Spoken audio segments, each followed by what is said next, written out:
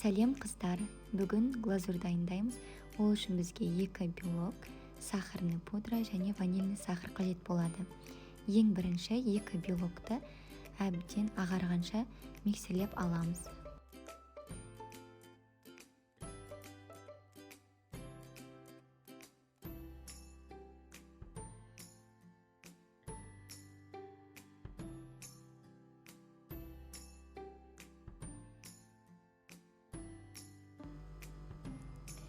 Одан кейін сахарный пудра мен ванильный сахарды қосып араластырамыз.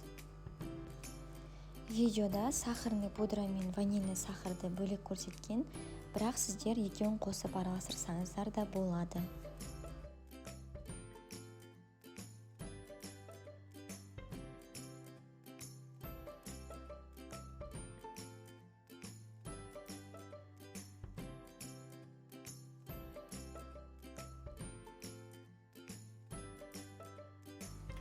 Енді шоколадный глазур дайындау үшін шоколад пен сары майды водяной баняға қоямыз.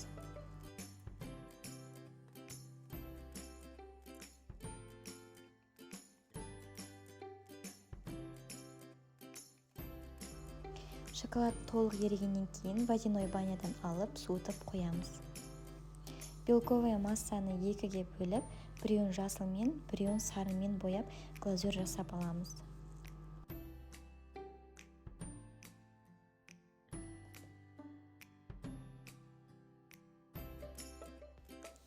Мен бүгін глазурдың үстіне посыпка, белый шоколад және кокосовый стружки қолдандым. Сіз қолыңызда не бар, соны қолданып жасасаңыз болады.